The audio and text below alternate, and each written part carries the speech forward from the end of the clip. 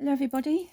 Today I'm coming on as part of the Fun Fold Challenge 23 hosted by the lovely Monika, otherwise known as paperMona. And this month we are going to make a bridge fold card. Now I've never made this type of card before, so I had a look on the internet and I came across a tutorial by Sam Calcott. So she explains it much better than I will, but so if you want to go over to her channel and have a look, please do. So basically my finished card will be 5 by 7 inches, and you need to take a piece of 7-inch card and score it at 1, 2, 5 and 6, which I've already done, and then you want to fold one then in on this side and the same on this side. So this one out and that one in, so that you get a shape like that. Okay. And then you want to cut a piece of card, the same cardstock, at 5 by 1 inch. So 5 by 1 inches here. I'm going to write it down. Hold on a second. I'm going to get a paper. Okay, so I'm back. So I'm going to write here what we have to do. Okay, so we've got as far as the bridge, and now we want to make some mats and layers. Now you can do a mat for the back, okay, for the back, but this mat will be exactly the same mat and layers as on the front. So I'm not going to do the back, I'm just going to do the front. And for the front, for the middle bit, front, you need a piece which is 2 7/8 of an inch by 6 7/8. And then for the panels,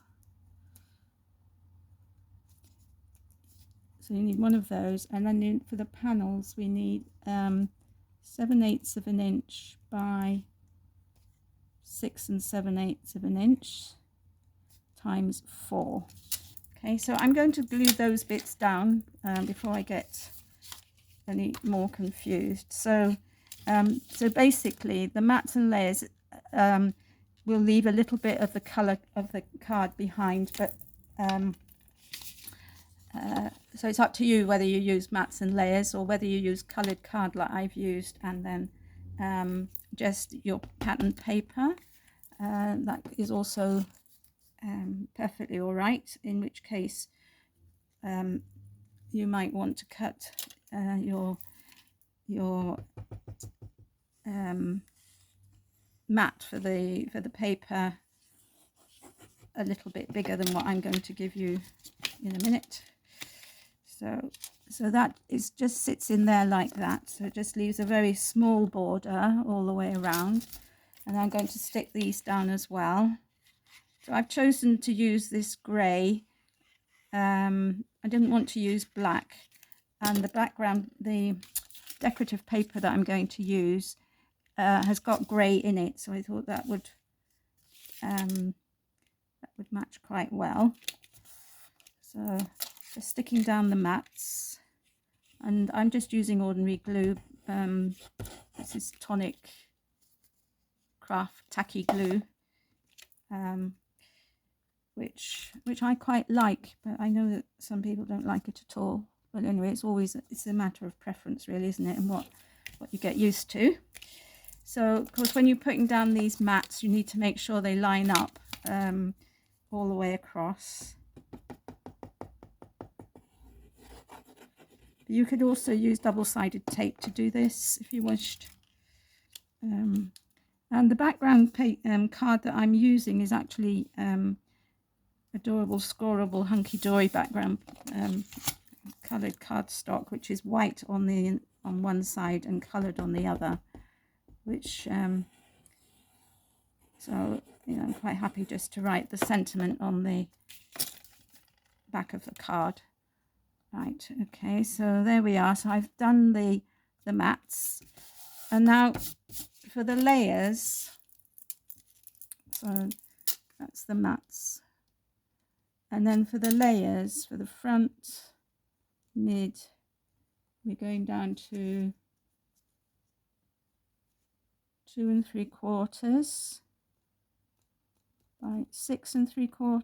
So we want one of those, and for the side pieces we want 3/4 by 6 3/4 times 4. Now I'm using a piece of paper which was A4 size, and I've cut mine so that, let me show you, so I've cut mine from the A4 paper so that the pattern carries on across the page, if you see what I mean. So I started by cutting these two first, then I cut that, and then I cut that, and then I cut that. So I used an A4 sheet of paper in the portrait position to cut them out. So so I'm just going to stick these down now, if you'll bear with me. So again, we should get a nice little panel, a nice little border rather, around the, and again, you know, just make sure that that's even all the way around. So you can see that my paper joins up there, so I thought that would be more pleasing to the eye to do it this way. But you know, you can use different colored papers if you want. You can, you know, you could use all sorts of things. It's up to you really what you choose to do. So that's that. You know, I mean, I could even use the other side of this paper, which is really pretty, but I decided to use this. I wanted to challenge myself a little bit, as and then you need to think what piece of ephemera you want to put on the front of the card, and I'll show you what I've chosen to do in a minute. So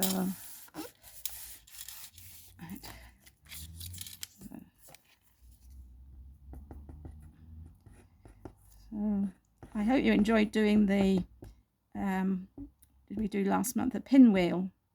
That was quite a challenge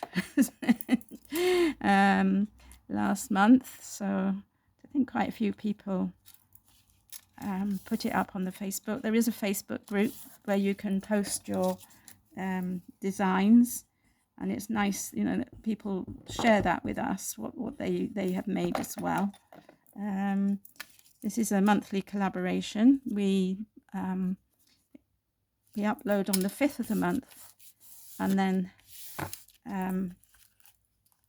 the month finishes on the 30th, at the end of the month, and then we start again. So there we have the bridge. Now this is the bit that goes across the middle. Now this piece, and this is what keeps it from opening out completely, and then it will stand up like that. So it's up to you where you put the bridge. It could be down the bottom. You could put one, you could put 2 or 3 bridges across if you want, you know, have struts across. That's totally up to you.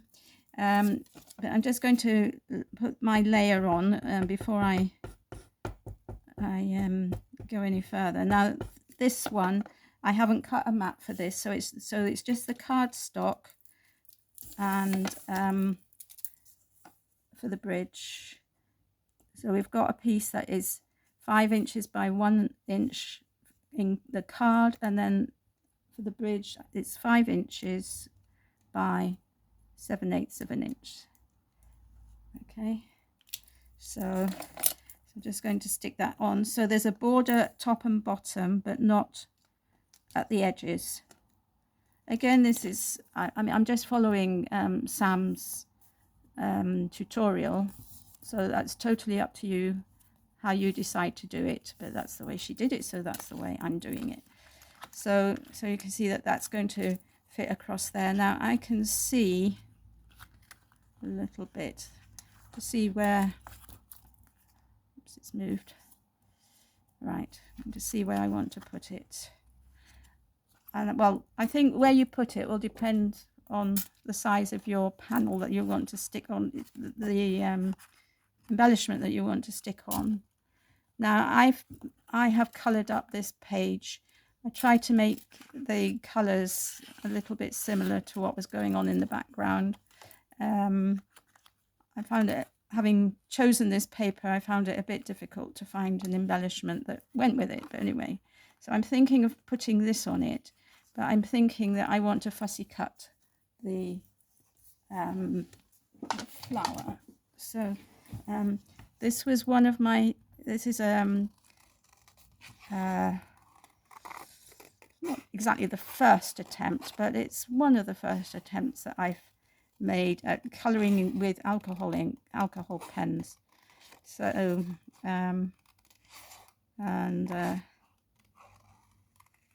so I don't know how well I've done really. I only have a limited supply of colours, which doesn't really help, and the some of the colours are not true to what they say on the barrel of the pen. So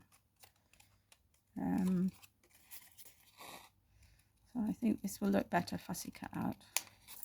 I hope so anyway. It took me a while to to colour this image in.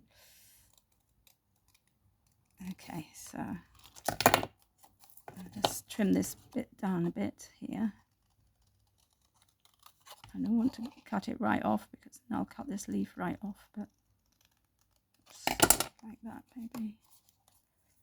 Right, so I want to put it, I think I want to put it so that it's flush on this side, and it will go across the card like that. So I think perhaps I need to fussy cut this bit as well. It's funny, isn't it, when you start, it doesn't quite look right somehow. So I might even cut these two leaves off because I don't like the fact that they're only half a leaf. Right, yes, I think that's better. If I'd been putting it right up here, then I wouldn't have cut those other two leaves off. Wherever I cut them from, here, you know, but I'm not putting it right up there, I don't think. I think I'm going to put it about here. So I might even put it down at the bottom, like so. Yes, I think that looks nice actually. I'm going to put it right down at the bottom. Decisions made. Let's glue it on.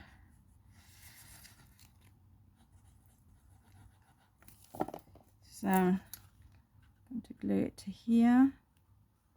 So the idea of this bridge is that it's going to keep our card together, and maybe it would have been better to use I'm just going to move it up a weeny bit so that the black border shows.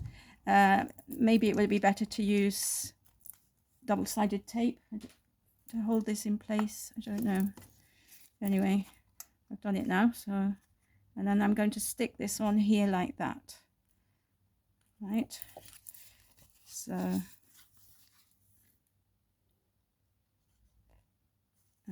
to be careful what I stick and what I don't stick, don't I?